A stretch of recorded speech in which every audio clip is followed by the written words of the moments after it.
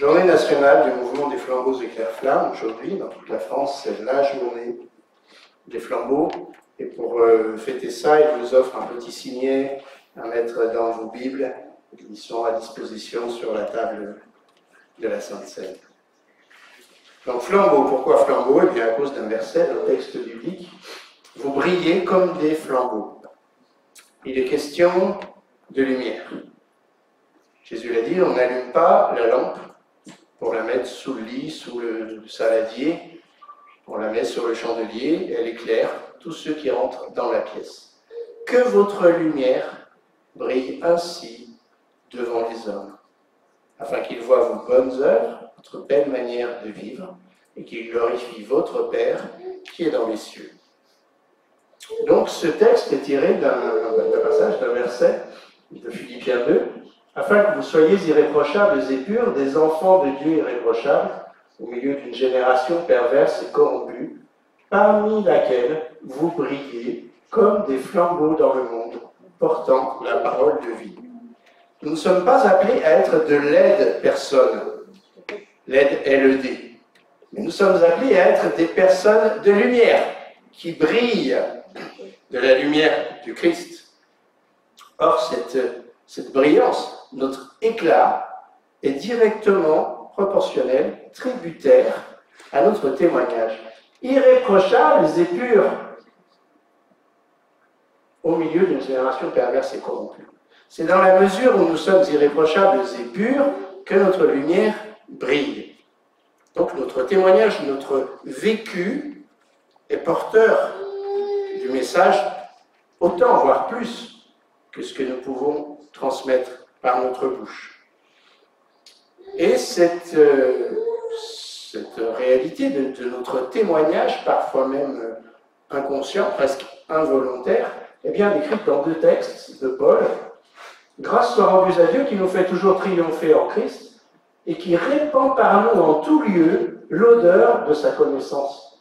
Nous sommes en effet pour Dieu le parfum de Christ. Alors nous sommes plus ou moins sensibles sur le plan olfactif. Certains ont le nez assez développé et sont très vite soit « waouh !» Ah, il y a une patiente qui passait dans le couloir, là, elle sentait alien. L'inconvénient, c'est que quand l'odeur est négative, on a la même sensibilité. Waouh! Personne ne sent bien, tout le monde va bien, et nous, on est écœurés. C'est quoi ce truc qui pue? Mais nous sommes appelés, nous, à être le parfum de Christ, à sentir bon la présence de Dieu dans notre vie. Mais pas seulement. Vous êtes manifestement une lettre de Christ, écrite par notre ministère, non avec de l'encre, mais avec l'Esprit du Dieu vivant. Non sur des tables de pierre, mais sur des tables de chair sur les cœurs. Le Saint-Esprit veut écrire dans nos cœurs les paroles de Christ. Que la parole de Christ habite en vous dans toute sa richesse. Elle doit être écrite non seulement là sous nos yeux, mais s'imprimer dans nos cœurs et être lisible de ceux qui nous entourent. C'est une idée de Dieu, irréprochables et purs. C'est son idée à lui. Et je vous lis un passage. En lui, Christ, Dieu nous a élus avant la fondation du monde pour que nous soyons saints et irréprochables devant lui. Il nous a prédestinés dans son amour à être ses enfants d'adoption par Jésus-Christ, selon son bon plaisir, pour célébrer la gloire de sa grâce dont il nous a favorisés dans le bien-aimé. C'est l'idée de Dieu de faire de nous ses enfants, de nous adopter, pour nous faire entrer dans sa famille, pour nous donner accès à sa présence, pour que nous soyons devant lui, saints et irréprochables.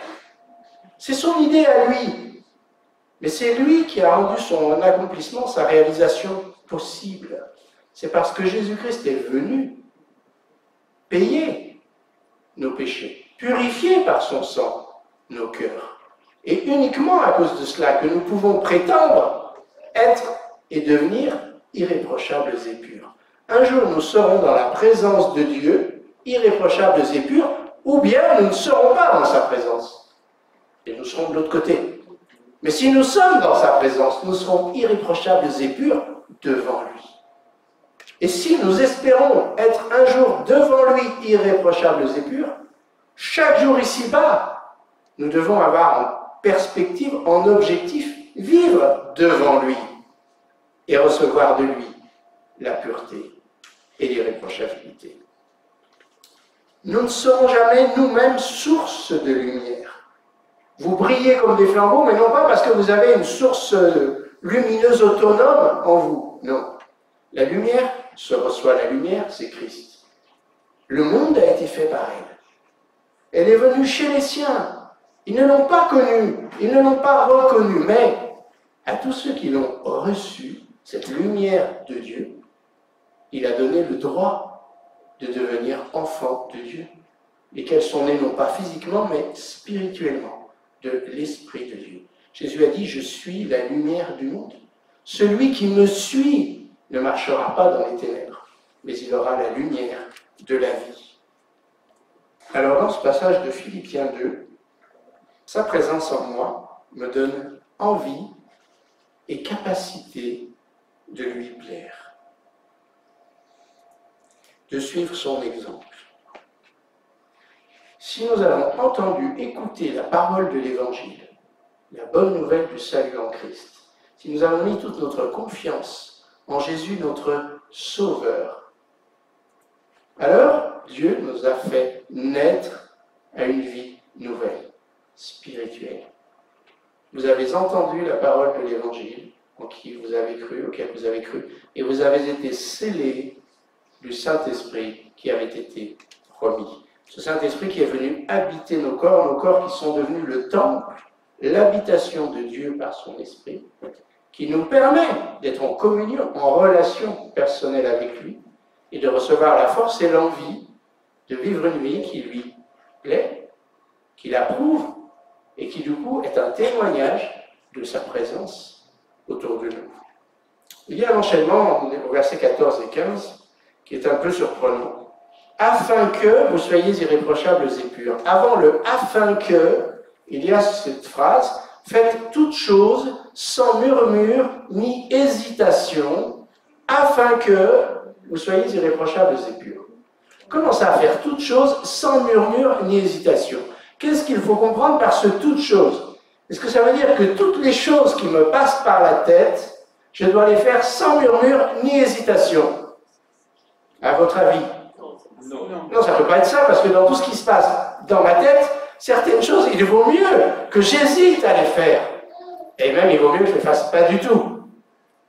Parce que ce sont des mauvaises idées qui parfois viennent de mon cœur, atteignent ma tête, et qui parfois, hélas, se concrétisent avec mon corps. Donc ces idées-là qui ne sont pas bonnes, qui ne viennent pas de la présence de Dieu en moi, bien sûr que je dois hésiter, et même renoncer à ce qu'elles aboutissent. Donc il n'est pas question de toute chose, absolument toute chose. Il y a certaines choses que je dois non seulement hésiter à faire, mais décider de ne pas faire. Il y a certaines pensées que je dois décider de ne pas entretenir. Alors quelle est cette toute chose? Faites toute chose sans murmure ni hésitation, pour être irréprochables et purs. Bien sûr, on remonte un tout petit peu au-dessus, on comprend de quoi il est question. Ainsi, mes bien-aimés, comme vous avez toujours obéi, mettez en œuvre votre salut avec crainte et tremblement. Car c'est Dieu qui produit en vous le vouloir et le faire selon son bon plaisir. Comme vous avez toujours obéi, non pas à vos instincts naturels, mais comme vous avez toujours obéi aux conseils, aux invitations, aux exhortations de la parole de Dieu, comme vous avez toujours voulu obéir à la volonté précisément révélée de Dieu, continuez à chercher sa volonté, à comprendre sa volonté, à reconnaître sa volonté comme bonne, agréable et parfaite, et à obéir à cette volonté. Le cadre général de ce « faites toutes choses », c'est « faites toutes choses » qui sont inclus dans la volonté de Dieu, sans murmure ni hésitation. Et là, ça a tout son sens. Si Dieu me demande clairement quelque chose et que je commence à râler, à murmurer, ouais, mais non, ça me barbe, et puis j'ai pas le temps, et puis j'ai pas envie, et puis c'est pas le moment, et puis là, je murmure par rapport à quelque chose que Dieu dit clairement. Ou alors, si Dieu me dit clairement quelque chose, et puis je suis dans une telle hésitation que finalement, rien ne se passe, rien ne se fait. Vous savez, il y a quelqu'un qui dit, c'est un peu une blague, mais quelqu'un qui disait à un responsable d'église, moi, j'attends mon appel. Je cherche l'appel, j'attends de recevoir l'appel. Et l'autre lui dit, c'est pas grave, mais en attendant, prends la pioche. On peut chercher sans cesse, hein, et ne jamais trouver. Mais à un moment donné, il faut commencer à faire. Et puis Dieu montre. Alors, dans Romains 12.2, il est dit, ne vous conformez pas au siècle présent, merci d'être d'anticiper, mais soyez transformés par le renouvellement de l'intelligence, afin que vous discerniez quelle est la volonté de Dieu, ce qui est bon, agréable et parfait. Si j'ai compris que ce que Dieu veut pour moi, c'est bon, agréable et parfait, alors je vais chercher à savoir ce que c'est. Et ayant trouvé ce que c'est, je vais avoir envie de l'accepter et de l'appliquer, sans murmure ni hésitation. Sauf qu'il est dit dans ce passage, « Ainsi, mes bien-aimés, comme vous avez toujours obéi, mettez en œuvre », dans une autre traduction, il est dit « Travaillez à votre salut avec crainte et tremblement ». Mais alors, s'il faut travailler, où est la grâce? Dimanche dernier, Jonathan a prêché sur la grâce scandaleuse de Dieu. C'était un beau message. Tout est grâce, tout est don de Dieu. Alors pourquoi il faut travailler? En plus avec crainte et tremblement. Est-ce que ça veut dire que je dois entrer dans la présence de Dieu sous la terreur de pécher et d'être condamné sur place, comme dans l'Ancien Testament? Une erreur, foudroyé. Tellement la sainteté de Dieu est grande et Dieu est toujours aussi saint aujourd'hui. Est-ce que c'est cette crainte-là, cette terreur-là, crainte et tremblement, comme celui qui sait que sa maîtresse a envoyé dans le bureau du directeur et qu'il arrive là, tétanisé, tremblant, les genoux qui s'entrechoquent et qu'est-ce qui va encore m'arriver? Dieu n'est pas comme ça. C'est pas cette crainte-là et c'est pas ce tremblement-là. J'ai lu quelque part une très belle explication de cette émotion, de cette joie indicible d'entrer dans la présence du Dieu saint en étant dans sa faveur. C'est pas que j'entre dans le bureau du directeur avec angoisse, c'est que j'entre dans le bureau de mon papa avec joie, parce qu'il est là dans toute sa bienveillance, dans toute sa faveur, dans toute sa grâce. Je viens en tant que fils, que fille. Je suis son prince, sa princesse chérie. Et je viens là et c'est une telle joie d'entrer dans cette présence que j'en suis tremblant de joie. Pas de crainte, de peur. Cette vénération, cette admiration de ce Dieu, mais tellement magnifique, qui m'accepte dans sa proche présence. Waouh, quelle joie! Et donc c'est de ce tremblement-là dont il est question. Mais travailler quand même. Ça veut dire que je dois pointer, que je dois... Vous savez qu'il y a une parabole de Jésus où le maître de maison donne une partie de ses biens à ses serviteurs. Certains reçoivent beaucoup, certains reçoivent moins, mais l'idée, c'est que chacun fasse fructifier ce dépôt qui lui a été confié. En le mettant à la banque, et quand on met nos petits sous à la banque, ils sont censés travailler. Mais ça, à nous, ça ne nous demande pas grand-chose. Juste, on les a déposés, ils sont censés faire des petits entre eux.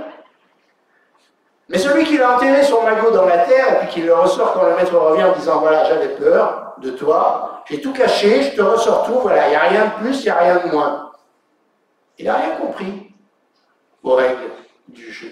Le but du jeu, c'était de mettre ce dépôt à un endroit où il va fructifier.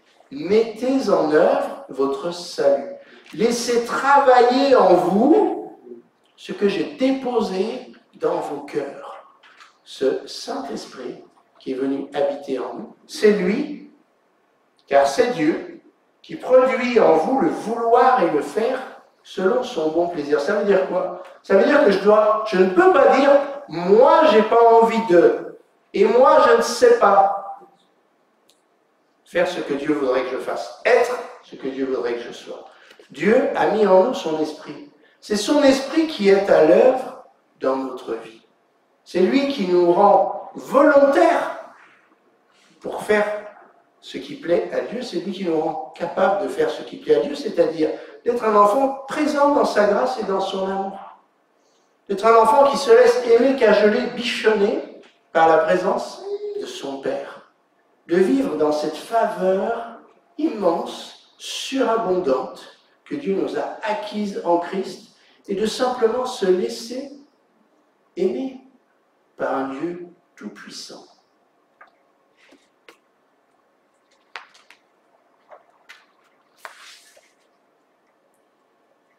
Dans Romains 12:1, il est dit « Je vous exhorte donc, frères, par les compassions de Dieu, à offrir vos corps comme un sacrifice vivant, saint, agréable à Dieu, ce qui sera de votre part un culte raisonnable. Je vous exhorte par les compassions de Dieu, pas par la sévérité de Dieu, pas parce que Dieu est un boutiquier qui tient ses comptes avec beaucoup de rigueur et qui compte chaque centime. Non, par les compassions de Dieu. Parce que Dieu est tellement bon pour nous, nous sommes invités à lui offrir un sacrifice de reconnaissance, de louange, c'est-à-dire notre vie, pour sa gloire.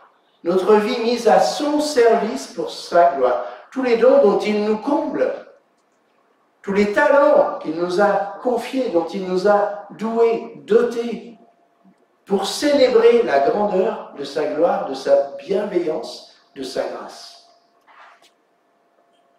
Une joyeuse confiance en Dieu. Or, tout le propos du chapitre tourne autour de ça. Nous sommes invités à être habités, animés de ce qui habitait et animait Christ. Philippiens 2:5. Ayez en vous les sentiments qui étaient en Jésus-Christ. Dis-moi qui te hante et je te dirai qui tu es. Si je veux être un flambeau irréprochable et pur, si je veux faire toute la volonté de Dieu sans murmure ni hésitation, l'exemple parfait a déjà été donné. Celui qui s'est offert comme un sacrifice vivant, saint, agréable à Dieu, c'est Christ. Il a fait ça pendant toute sa vie, il a fait ça sur la croix, et nous sommes invités à être animés de ce qui l'animait. Qu'est-ce qui animait Christ pour qu'il puisse tout au long de sa vie et jusqu'à s'offrir sur la croix, chercher à accomplir la volonté de Dieu dans une totale dépendance de Dieu. Bien, le Fils était absolument convaincu de l'amour du Père. Le Fils était absolument convaincu de la présence bienveillante du Père. Le Fils était absolument convaincu que tout ce que le Père lui demandait était bon, agréable et parfait, même si ça signifiait des souffrances. Même si ça signifiait des souffrances. Jésus n'avait aucun doute sur l'amour, la bienveillance, la présence, la puissance et la fidélité indéfectible de son Père. Et c'est parce qu'il avait tout ça dans le cœur, dans l'âme, qu'il a pu mener sa vie à bien et sa mission jusqu'au bout, en étant absolument persuadé que le Père ne l'abandonnerait pas, que le Père tiendrait parole. Et c'est ce qui s'est produit. Dans Philippiens 2, 6 à 8, nous lisons cela, existant en forme de Dieu, il n'a point regardé cette égalité avec Dieu comme une proie à arracher. Mais il s'est dépouillé lui-même en prenant une forme de serviteur, en devenant semblable aux hommes. Et il a paru comme un vrai homme. Alors ce mot de forme, qui est parfois traduit comme condition, existant en forme, bien sûr ce n'était pas un carré, un cube ou un parallélépipède, existant dans la condition divine. Jésus était pleinement, totalement Dieu, de toute éternité. Il est pleinement, totalement Dieu. Mais un jour, il a décidé de changer de condition, de forme, et de prendre la forme humaine. Mais non pas de façon ponctuelle, comme dans ses apparitions ponctuelles et furtives dans l'Ancien Testament, mais dans la durée, il est devenu un homme. Et pas seulement dans l'apparence. Dieu, un jour, s'est incarné, et c'est une incarnation qui est encore existante. Jésus dans le ciel n'est pas remonté en pur esprit. Jésus dans le ciel est remonté dans un corps d'homme. Dieu un jour s'est incarné, et ça, c'est valable pour l'éternité future. Dieu ne s'est jamais désincarné. Dieu est resté en Christ, en forme d'homme, pleinement Dieu, pleinement homme. Il est apparu comme un vrai homme, il n'avait pas que l'apparence. Vous avez l'impression que je suis un homme, mais je ne me fatigue pas. Je ne ressens aucune tristesse, aucun chagrin, rien de matin, rien ne me touche. Non! C'était un vrai homme, il a eu faim, il a eu soif, il a été fatigué. Quand on l'a frappé, il a senti les coups. Quand on l'a percé, il a saigné. C'était un vrai homme. Mais il était pleinement et totalement Dieu. Et il a accompli une mission parfaite en tant que Dieu incarné pour prendre notre place sur la croix de façon valable, en étant pleinement homme pour s'identifier à nous, en étant pleinement Dieu pour être parfaitement pur et saint comme victime de remplacement. Il a démontré son obéissance, sa dépendance à Dieu de façon parfaite, en s'humiliant lui-même. Jusqu'à la mort, il s'est rendu obéissant, même jusqu'à la mort de la croix. Et même quand tous ceux qui étaient autour de lui le mettaient au défi de descendre. Mais si tu es Dieu, comme tu l'as dit, mais descends. Mais si tu étais tellement facile de descendre et de les exterminer là d'un claquement de doigts. Si tu étais, pour nous, si tu étais tellement jouissif. Mais il est resté cloué sur la croix pour nous libérer du péché de la mort, de l'enfer, de nous-mêmes. Merci Seigneur. Pourquoi il a fait tout ça? Parce qu'il y avait dans son cœur, on l'a vu, cette totale confiance en Dieu. Parce qu'il y avait dans son cœur le désir de rester dans l'amour de Dieu. Et nous lisons cela dans Jean 15. Si vous demeurez en moi et que mes paroles demeurent en vous, demandez ce que vous voudrez. Si vous êtes dans la compréhension de ma volonté, vous pouvez demander.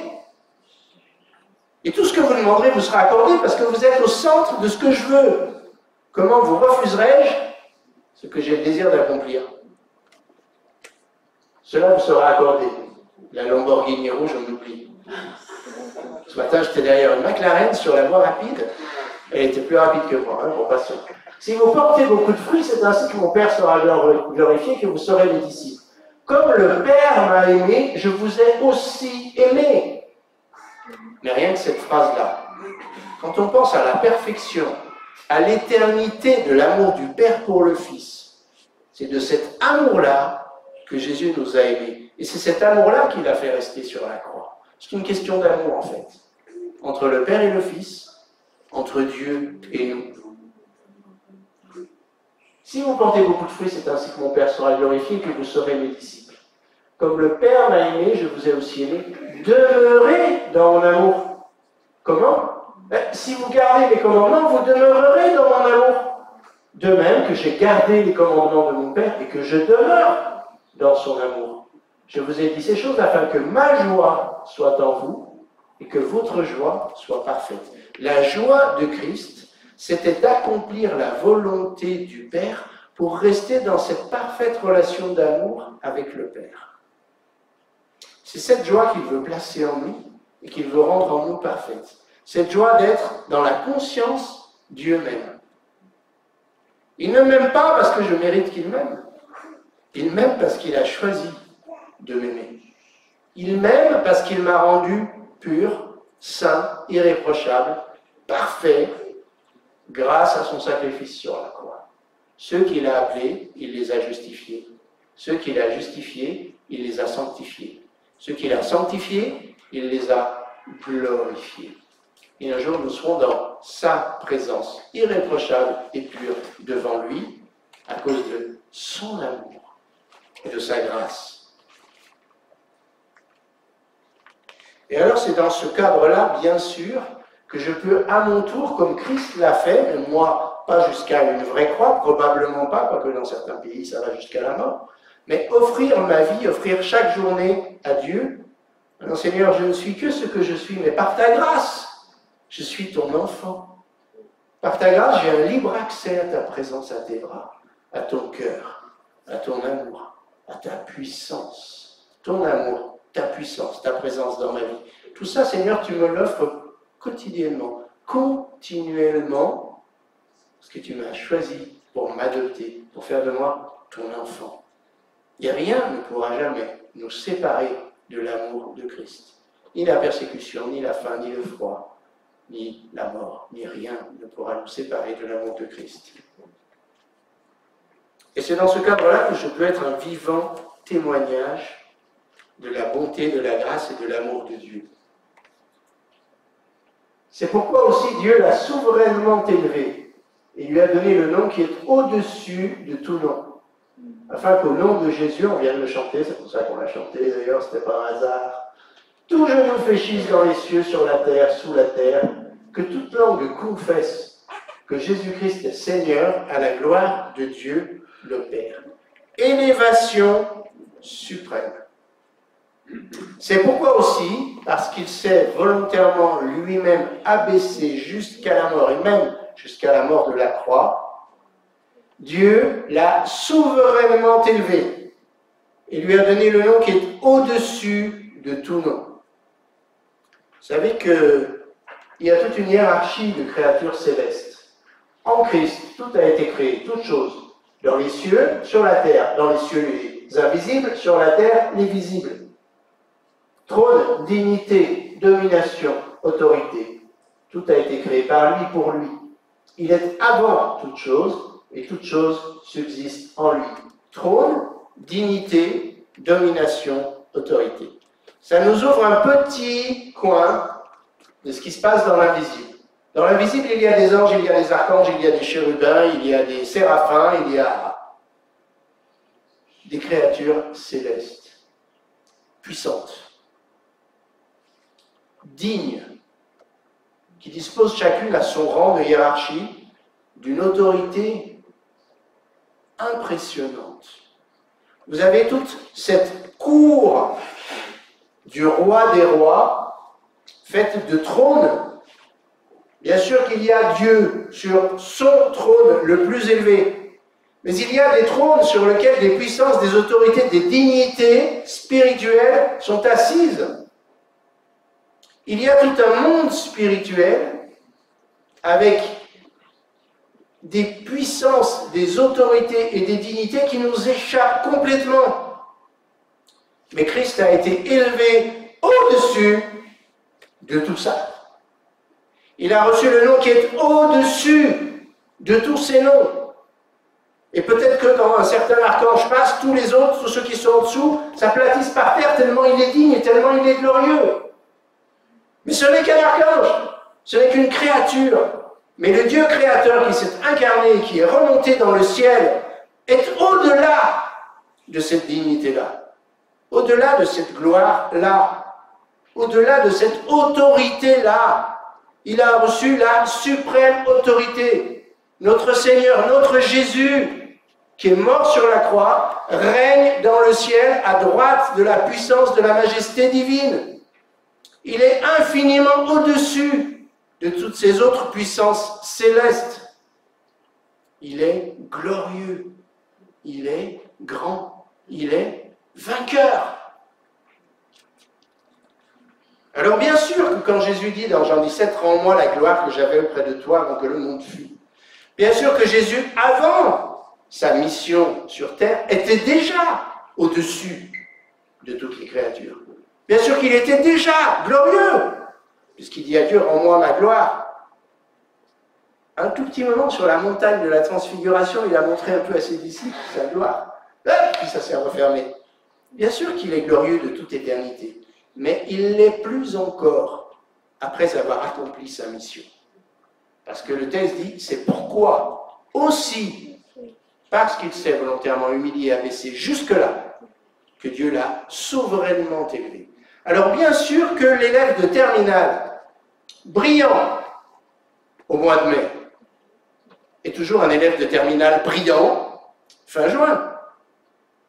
Mais s'il est bachelier avec la mention très bien, c'est quand même pas mal. L'athlète plein de potentiel qui est parti aux mondiaux, Il a toujours plein de potentiel quand il en revient. Mais s'il en revient avec le titre de champion du monde, c'est quand même pas mal. C'est le même athlète, ok. Il y a toujours le même potentiel. Mais officiellement, il y a une sacrée différence, non? Jésus-Christ était dans la gloire de toute éternité, il est Dieu. Mais après avoir accepté l'abaissement suprême, pour permettre à toute l'humanité de partager la gloire du Créateur pour l'éternité, sa gloire était encore tout autre, encore plus sublime. Alors bien sûr que dans la perfection, c'est compliqué de voir des degrés. Mais je crois, personnellement, que la gloire du Christ Rédempteur est encore nettement supérieure à celle du Christ Créateur. Parce qu'il a parfaitement accompli la volonté du Père. Il a permis à l'amour du Père de manifester, de déployer toute sa grandeur, toute son immensité. Il a permis à nous tous, pauvres humains pécheurs, corrompus, d'être un jour irréprochables et purs dans la présence de Dieu, sans honte, sans crainte, sans terreur, parce qu'il nous a accordé le moyen d'obtenir la faveur, le pardon de Dieu, par sa mort, par sa résurrection. Il est grand, le Sauveur que nous adorons. Il est rentré au palais dans un corps ressuscité, glorifié. C'est pourquoi nous pouvons être pleins d'espérance. Nous sommes dans un corps et nous n'avons jamais eu l'impression d'être un pur esprit. Nous ne le serons jamais. Parce que quand nous allons être dans le ciel, qu'il vienne nous chercher ou que nous passions par la mort, quand nous allons être dans le ciel, nous serons dans un corps. Nous ne serons pas que des esprits éthérés. Nous serons dans un corps de chair, comme celui du Seigneur, qui traversait les murs, mais qui mangeait du miel ou du poisson. Nous aurons un corps de gloire fait pour l'éternité. Et adieu nos bobos. Oui, nous serons guéris totalement. Éternellement guéris, dans un corps de gloire semblable à celui de Christ. Il fallait que Christ nous précède dans ce chemin de l'humilité à la gloire. Il nous faut de l'humilité pour accepter que nous ne pouvons rien faire pour être sauvés. Sinon, il se serait bien passé de venir se laisser crucifier. Nous pouvons recevoir la grâce, recevoir le pardon de Dieu. Mais nous pouvons faire mieux que le recevoir, nous pouvons en vivre jour après jour. Décider de recevoir la présence pleine de bienveillance de Dieu dans ma vie, dans mon cœur. Et puisque c'est lui qui crée en moi le vouloir et le faire confiance à son esprit pour me donner envie et pour me donner capacité simplement de lui rendre gloire. Finalement, le mieux que nous puissions faire pour Dieu, c'est simplement lui manifester notre reconnaissance. Parce qu'il n'y a aucun sujet d'orgueil dans le fait de manifester à Dieu ma reconnaissance.